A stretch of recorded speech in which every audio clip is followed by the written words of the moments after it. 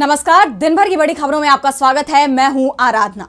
आज इस बुलेटिन में बात होगी संसद में पेश हुए 2026-27 के बजट की। I present the budget for the year 2026-2027. Modi सरकार के नए बजट पर उठे सवालों की। देखेंगे महाराष्ट्र में कौन बनेगा एनसीपी का नया अध्यक्ष। एसआईआर के खिलाफ ममता और अखिलेश के रुख से कैसे घिर गया चुनाव आयोग। लोहे पर पीतल चढ़ाकर के जेवर बनाने पड़ेंगे। जानेंगे क्यों उठी पीएम मोदी के इस्तीफे की मांग और बुलेटिन के आखिर में देखेंगे ईरान और अमेरिका में बढ़ते तनाव से क्यों डरे खाड़ी देश। लेकिन दिन भर की तमाम बड़ी खबरों से पहले एक नजर आज की सुर्खियों पर। मणिपुर को लेकर सियासत तेज। बीजेपी के केंद्रीय नेतृत्व ने एनडीए के सभी विधायकों को बुलाया दिल्ली। सरकार बनाने को लेकर हो सकती है चर्चा। महाराष्ट्र जिला परिषद और पंचायत समिति चुनाव के लिए प्रचार नहीं करेंगे सीएम देवेंद्र फडणवीस। अजित पवार के निधन के कारण लिया फैसला। 7 फरवरी को होने हैं चुनाव। 2 फरवरी से संसद में राष्ट्रपति के अभिभाषण पर होगी चर्चा। लोकसभा में राहुल गांधी तो राज्यसभा में दिग्विजय सिंह रखेंगे अपनी बात। 28 जनवरी को राष्ट्रपति ने दोनों सदनों को किया था संबोधित। आंध्र प्रदेश के सीएम चंद्रबाबू नायडू को मिली बड़ी राहत। एपीएसएसडीसी सीमेंट प्रोजेक्ट घोटाले में ईडी ने दी क्लीन चिट। कहा नायडू के खिलाफ मनी लॉन्ड्रिंग के नहीं मिले सबूत। कार्लोस अल्कारेज ने जीता ऑस्ट्रेलियन ओपन टेनिस का खिताब। फाइनल में नोवाक जोकोविच को हराया। पहली बार जीता ऑस्ट्रेलियन ओपन। अब तक जीत चुके हैं 7 ग्रैंड स्लैम के खिताब। ये तो थी सुर्खियां। अब बात आज की सबसे बड़ी खबर की। देश के लिए 1 फरवरी का दिन ऐतिहासिक रहा। वित्त मंत्री निर्मला सीतारमण ने 9वां केंद्रीय बजट पेश किया। करीब 1 दशक में यह पहला मौका है जब संसद में बजट रविवार को पेश किया जा रहा है। ऐसे में सभी की नजरें आयकर स्लैब, टैक्स राहत पर थी, लेकिन जनता को कोई बड़ी राहत नहीं मिली। तो क्या कुछ खास रहा इस बार के बजट में, जानने के लिए देखिए ये रिपोर्ट। मोदी सरकार में वित्त मंत्री निर्मला सीतारमण ने अपना 9वां बजट पेश कर दिया है, जिसमें कई बड़े ऐलान किए गए हैं। वित्त मंत्री लोकसभा में तमिलनाडु की प्रसिद्ध कांजीवरम साड़ी पहनकर पहुंची, जिसकी काफी चर्चा हुई। कहा तो यहाँ तक गया कि इसके जरिए उन्होंने तमिलनाडु को साधने की कोशिश की है, क्योंकि इसी साल तमिलनाडु समेत 5 राज्यों में चुनाव होने हैं। लोकसभा में वित्त मंत्री ने 85 मिनट का भाषण दिया। इस दौरान उन्होंने कृषि से लेकर हेल्थ तक, रोजगार से लेकर रेलवे तक हर क्षेत्र के लिए कई बड़े ऐलान किए। ग्रामीण भारत पर भी खास फोकस किया गया। टैक्स फाइल करने में सहूलियत और आयुर्वेदिक एम्स जैसी कई बातें कही गई हैं। ये भारत का 53.5 लाख करोड़ रुपए का बजट है, जिसमें निर्मला सीतारमण ने 7 नए हाई स्पीड रेल कॉरिडोर बनाने का ऐलान किया है, जो मुंबई को पुणे से, पुणे को हैदराबाद से, हैदराबाद को चेन्नई से, हैदराबाद को बेंगलुरु से, चेन्नई को बेंगलुरु से, दिल्ली को वाराणसी से और वाराणसी को सिलीगुड़ी से जोड़ेंगे। इससे यात्रा का समय बहुत कम हो जाएगा। इसके अलावा वित्त मंत्री ने अपने भाषण में एक बड़ा ऐलान किया कि देश में रेयर अर्थ मिनरल्स के लिए विशेष कॉरिडोर विकसित किए जाएंगे। इसका मकसद भारत को रेयर अर्थ एलिमेंट्स के मामले में आत्मनिर्भर बनाना है और इस सेक्टर में चीन पर बनी भारी निर्भरता को कम करना है। वित्त मंत्री के मुताबिक रेयर अर्थ मिनरल्स के लिए अलग अलग कॉरिडोर तैयार किए जाएंगे, जिससे इनके खनन, प्रोसेसिंग और सप्लाई चेन को तेज, मजबूत और भरोसेमंद बनाया जा सके। ये कॉरिडोर देश के 4 राज्यों ओडिशा, केरल, आंध्र प्रदेश और तमिलनाडु में विकसित किए जाएंगे, जिससे इस रणनीतिक सेक्टर को नई मजबूती मिलने की उम्मीद है। इन राज्यों में क्रिटिकल मिनरल्स के लिए सुविधाएं और गलियारे स्थापित किए जाएंगे।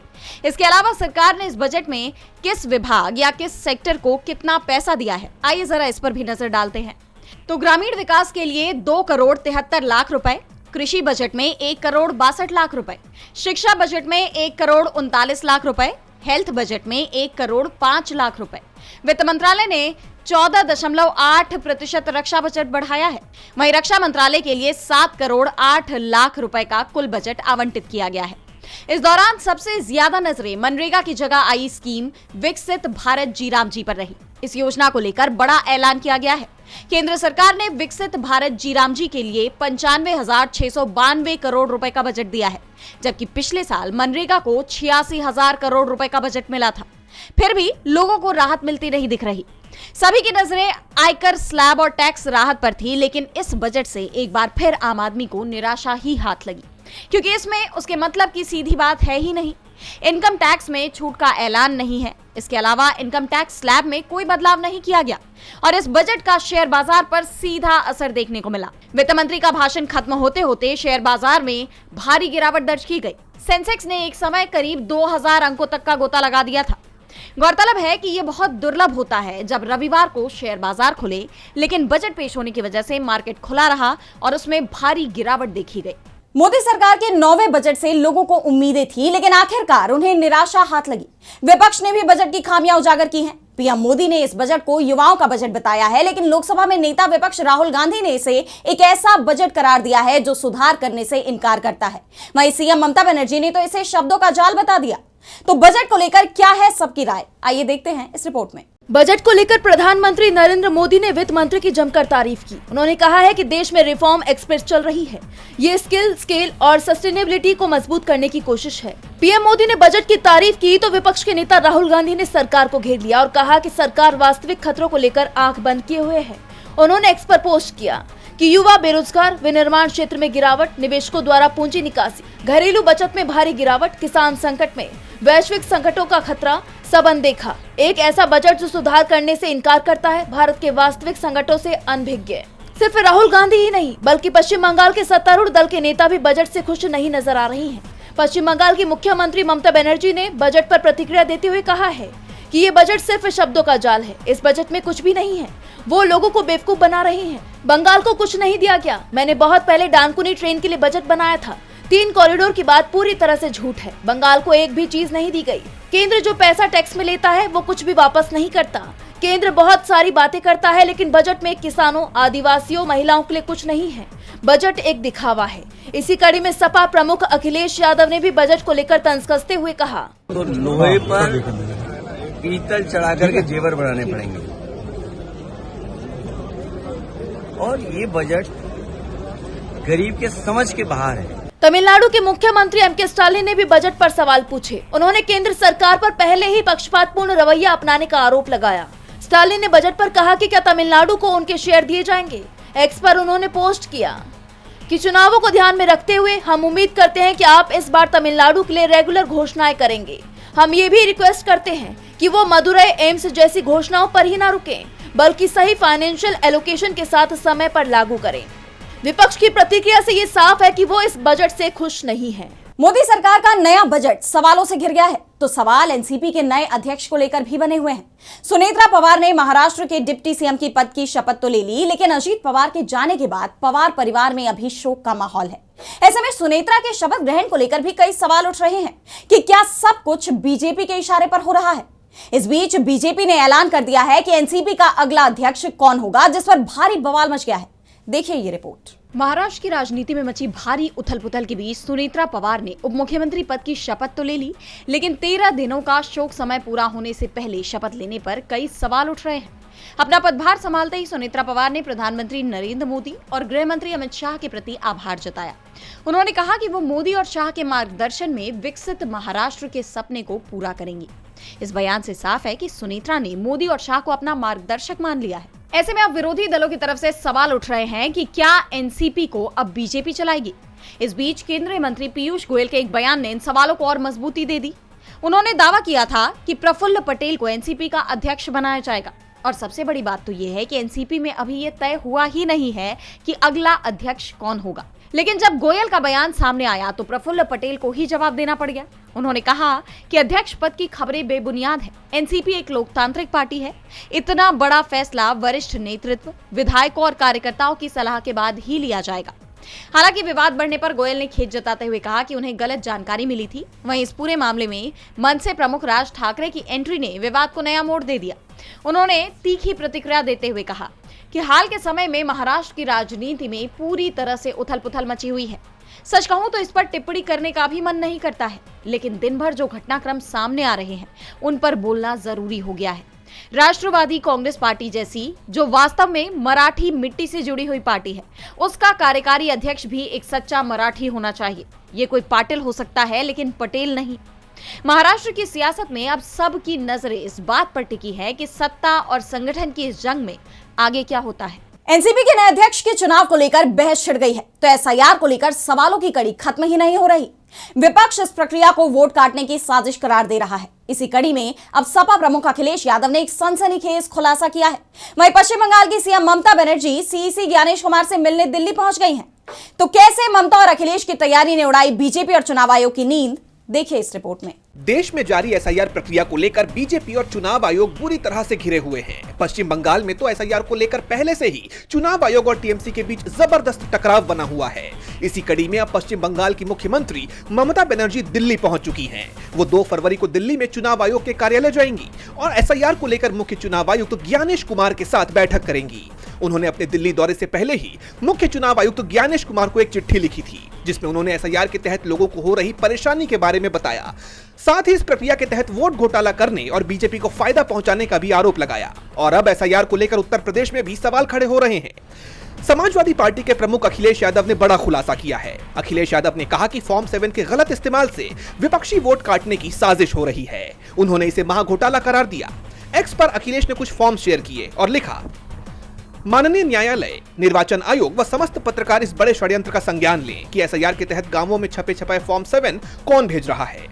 इसमें जो शिकायत करता है उनका कोई अता पता नहीं है। फर्जी हस्ताक्षर करवाकर विपक्ष के वोट काटने की साजिश हो रही है। पीडीए समाज, खासतौर से अल्पसंख्यक के नाम बड़े स्तर पर काटे जा रहे हैं। जिसके नाम की आपत्ति की जा रही है उसे भी नहीं मालूम है कि उसका नाम सब कुछ सही होने के बावजूद काटा जा रहा है। अखिलेश ने आगे कहा कि सभी न्यूज चैनलों, अखबारों से अपील है कि वो इस महाघोटाले का पर्दाफाश करें। सपा प्रमुख के मुताबिक इस साजिश का सबसे ज्यादा असर पीडीए समाज पर पड़ रहा है, जिसमें खास तौर पर अल्पसंख्यक समुदाय को निशाना बनाया जा रहा है। अखिलेश के इस दावे से सरकार और चुनाव आयोग दोनों ही बुरी तरह से घिर गए हैं। एसआईआर की शिकायत लेकर ममता बनर्जी दिल्ली पहुंच गई हैं, तो अमेरिका के एप्स्टीन फाइल्स की आंच भी दिल्ली तक पहुंच आई है, क्योंकि इस बार जो फाइल्स पब्लिक की गई हैं उनमें पीएम मोदी का भी जिक्र आया है, जिस पर विपक्ष भड़क गया। विदेश मंत्रालय का भी इस पर जवाब आ गया है। तो कैसे एप्स्टीन फाइल्स में पीएम मोदी का नाम होने पर गरमाया विवाद, आइए देखते हैं इस रिपोर्ट में। अमेरिका के न्याय विभाग ने एप्स्टीन फाइल्स के कुछ नए पेज सार्वजनिक किए हैं, जिस पर विवाद छिड़ गया है, जिसकी गूंज भारत के राजनीतिक गलियारों में भी सुनाई देने लगी है, क्योंकि इस बार जो खुलासे हुए उसमें पीएम मोदी का भी जिक्र हुआ है। ऐसे में मोदी सरकार विपक्ष के निशाने पर आ गई है, जिसके बाद विदेश मंत्रालय की प्रतिक्रिया सामने आई है। दरअसल एप्स्टीन फाइल्स में पीएम मोदी की 2017 की इजराइल यात्रा की बात की गई है। ऐसे में पीएम की इस यात्रा पर कई सवाल खड़े हो गए हैं। हालांकि विदेश मंत्रालय की तरफ से तुरंत इस पर प्रतिक्रिया दी गई। मंत्रालय ने कहा कि पीएम की इजराइल यात्रा पूरी तरह आधिकारिक थी और ईमेल में की गई अन्य बातें एक दोषी अपराधी की निराधार बकवास है, जिन्हें पूरी तरह तिरस्कार के साथ खारिज किया जाना चाहिए। लेकिन ये विवाद यहीं खत्म नहीं हुआ। कांग्रेस ने भी पीएम मोदी पर सवालों की बौछार कर दी है। कांग्रेस प्रवक्ता पवन खेड़ा ने अपने सोशल मीडिया पर पूछा कि एप्स्टीन लिखता है कि भारत के प्रधानमंत्री मोदी ने उसकी सलाह मानी, अमेरिका के राष्ट्रपति को फायदा पहुंचाने के लिए इजराइल में नाच गाना किया, कुछ हफ्ते पहले उनकी मुलाकात हुई थी और ये काम कर गया। ये राष्ट्रीय शर्म का विषय है। पीएम किस लिए जेफरी एप्स्टीन की सलाह ले रहे थे? कांग्रेस ने पीएम के व्यक्तिगत रूप से जवाबदेही की मांग की है। वहीं तृणमूल कांग्रेस ने मोदी से सीधे इस्तीफे की मांग कर दी है। पार्टी ने इसे राष्ट्रीय अपमान बताते हुए कहा कि चुप्पी का कोई विकल्प नहीं है। दरअसल एप्स्टीन अमेरिका का कुख्यात अपराधी है, जिस पर नाबालिगों के शारीरिक उत्पीड़न के आरोप लगे थे। 2008 में उसे इन आरोपों का दोषी पाया गया और 13 साल की जेल की सजा सुनाई गई। हालांकि बाद में 2019 में उसने अपनी जान ले ली, लेकिन उसकी बड़ी नेताओं और सेलिब्रिटीज से दोस्ती थी, जिस वजह से ये मामला इतना चर्चित बन गया। क्योंकि इन फाइल्स में अमेरिका के मौजूदा राष्ट्रपति से लेकर पूर्व राष्ट्रपति तक, देश से लेकर विदेश तक कई जाने माने चेहरों का नाम दर्ज था और अब ये मामला पीएम मोदी की भी मुश्किल बढ़ा रहा है। विपक्ष ने पीएम मोदी के इस्तीफे की मांग कर दी है, तो बढ़ते प्रदूषण को लेकर भी राहुल गांधी का सरकार पर गुस्सा फूट पड़ा। विपक्ष ने इस मुद्दे को संसद के मॉनसून सत्र में उठाया था, लेकिन चर्चा ना होने को लेकर पहले से ही बीजेपी सरकार सवालों से घिरी हुई थी और अब कांग्रेस सांसद राहुल गांधी ने सरकार पर तंज कसते हुए बड़ी मांग की है। तो क्या मांग की है राहुल गांधी ने और क्या है ये पूरी खबर, जानेंगे इस रिपोर्ट में। दिल्ली सहित उत्तर भारत में बढ़ते प्रदूषण को लेकर कांग्रेस सांसद राहुल गांधी ने चिंता जाहिर की है। साथ ही मोदी सरकार से मांग की है कि वो इसे नेशनल हेल्थ इमरजेंसी घोषित करें। उन्होंने इसे स्वास्थ्य और अर्थव्यवस्था के लिए गंभीर खतरा बताते हुए सरकार से जल्द ठोस योजना बनाने और संसद में इस मुद्दे पर चर्चा करने की मांग भी की है। राहुल गांधी ने खास तौर पर बच्चों और बुजुर्गों के स्वास्थ्य पर पड़ रहे प्रभाव पर जोर दिया। उन्होंने कहा कि प्रदूषण को सिर्फ पर्यावरण का नहीं बल्कि राष्ट्रीय स्वास्थ्य आपातकाल माना जाना चाहिए। जहरीली हवा से बच्चों, बुजुर्गों और दिहाड़ी मजदूरों की रोजी रोटी पर सबसे ज्यादा असर पड़ रहा है। इस संकट पर राजनीति के बजाय सभी दलों को मिलकर काम करने की जरूरत है। सरकार को अपनी बुनियादी जिम्मेदारी निभाते हुए प्रदूषण को कम करने के लिए बजट में भी ठोस समाधान प्रस्तुत करने चाहिए। जैसा आप जानते हैं कि दिल्ली की हवा लगातार बेहद खराब श्रेणी में बनी हुई है। AQI 400 के पार पहुंच जाता है, जिससे लोगों को सांस लेने में तकलीफ हो रही है। बता दें कि कोई पहली बार नहीं है जब राहुल गांधी ने प्रदूषण को लेकर सरकार को घेरा है। आपको याद होगा, इससे पहले भी वो एक बार दिल्ली में कई महिलाओं से मिले थे, जिसके बाद उन्होंने कहा था कि बच्चों का दर्द सबसे गहरी चोट की तरह माओं के दिल में उतरता है। दिल्ली में प्रदूषण के खिलाफ लड़ रही कुछ ऐसी ही साहसी माओं से मिला। वो अपने ही नहीं, पूरे देश के बच्चों के भविष्य को लेकर डरी हुई हैं। जहरीली हवा से छोटे छोटे बच्चे फेफड़ों, दिल और मानसिक बीमारियों का शिकार हो रहे हैं। लेकिन इतनी भयावह राष्ट्रीय आपदा के बीच भी मोदी सरकार हाथ पर हाथ धरे बैठी है और समय तेजी से हमारे हाथों से फिसल रहा है। भारत को तुरंत इस पर गंभीर चर्चा और निर्णायक कार्रवाई करनी चाहिए, ताकि हमारे बच्चे साफ हवा तक के लिए संघर्ष ना करें, बल्कि एक ऐसे भारत में बड़े हों जो उन्हें सेहत, सुरक्षा और उभरने का पूरा आसमान दे सके। और बुलेटिन के आखिर में देखेंगे, ईरान और अमेरिका में बढ़ते तनाव से क्यों डरे खाड़ी देश। मिडिल ईस्ट का हर देश जंग के खतरे को लेकर डरा हुआ है। सऊदी अरब, ओमान जैसे देशों ने अमेरिका को साफ कह दिया है कि वो इस जंग में कोई मदद नहीं करेंगे, जिसके बाद ईरान के सर्वोच्च नेता खामेनेई ने अमेरिका को चेतावनी देते हुए दूसरे देशों को भी आगाह किया है, जिससे इस पूरे क्षेत्र की शांति भंग होने का खतरा मंडराने लगा है। तो क्या है पूरी खबर, देखिए इस रिपोर्ट में। ईरान को झुकाने के लिए अमेरिका ने हर तरह के दांव पेच अपनाए, लेकिन ईरान ने उसकी हर कोशिश नाकाम कर दी। चाहे वो ईरान के सर्वोच्च नेता अयतुल्ला अली खामेनेई के खिलाफ लोगों को भड़काने की कोशिश हो, या अपने सबसे घातक युद्धपोत अब्राहम लिंकन का डर, या फिर व्यापारिक प्रतिबंध, तेहरान ने अमेरिका के हर कदम का मुंह तोड़ जवाब दिया और ये साफ कर दिया कि वो हर तरह से खुद की रक्षा करने को तैयार है। ऐसे में अब अमेरिकी राष्ट्रपति डोनाल्ड ट्रंप के रुख में भी बदलाव देखा जा रहा है। उन्होंने दावा किया कि ईरान अमेरिका के साथ गंभीर बातचीत कर रहा है। मुझे उम्मीद है कि तेहरान के साथ बातचीत से परमाणु समझौता हो सकेगा। इसके साथ ही उन्होंने ये भी धमकी दी कि वो खाड़ी क्षेत्र में शक्तिशाली पोत भेज रहे हैं।